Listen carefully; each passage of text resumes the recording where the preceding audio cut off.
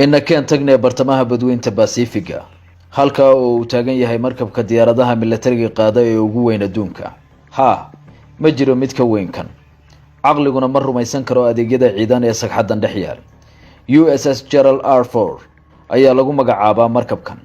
waxaana dhismihiisu qaatay 8 sanadood iyo sanado kale oo tijaabo ah ka hor inta uusan ka qayb qaadan howlgallada ciidan ee Mareykanka waxaa loogu magac daray madaxweynihii 38aad ee Mareykanka Gerald R. Ford ka oo isagu bilaabay markabkan diyaaradaha dagaalku ka duulaan tallaabo ayaa ballaca sagxadiisu leeg tahay waa in ka badan ballaca 3 garoon oo American footballka lagu ciyaaro halka markabka dhererkiisu yahay 250 feet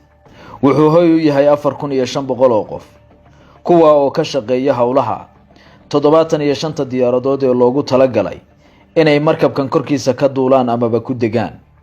wuxuu sidoo kale awoodaa xambaaridda 2 madfac oo nukliyeer ah kuwa oo midkiiba culayskiisu yahay 100,000 oo tan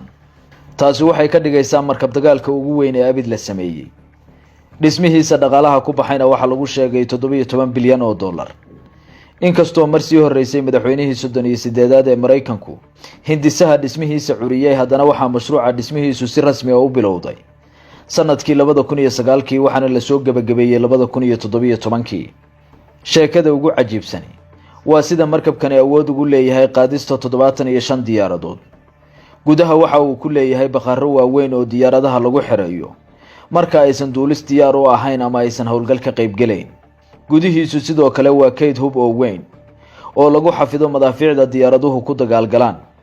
shaqo culus oo ku wajahan duulista iyo digista diyaaradaha kuwa oo ay hayaan khubaro duulimaad ayaa goor walba ka socda sagxadda ballaaran ee markabka taas oo ah goob mashquul badan 40 kaalimood oo shidaalka looga shubo diyaaradaha ayaa ku yaala barxaddan badweynta dhex goglan dhinacyada markabka waxaa ku teedsan dhuumo madaafiiceed loogu talagalay in laga difaaco markabka haddii uu weerar wajaho madaafiicda ridada dheer ee diyaaradaha iyo aaladaha ka hortaga madaafiicda ayuu leeyahay markabkani kuwa oo loogu talagalay inuu isku badbaadiyo caadi ahaantiisa ayuuba uga qayb qaadan karaa dagaalada marka laga hadlayo madaafiicda waxgumaada ee halkan ku dhan waditaanka markabkan marka la joogo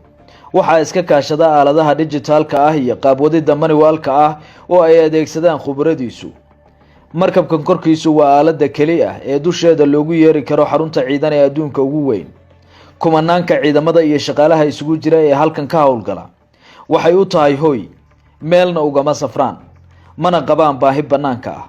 waayo waxaa halkan ku yaala maqaaxiyihii cuntada tiifiyadii akhbaaraadka ama filimada lagala soconayay goobihii isboortiga sida riigada feerka garoon kubadda kolayga ah qolalkii hurdada iyo kuwii shirarkaba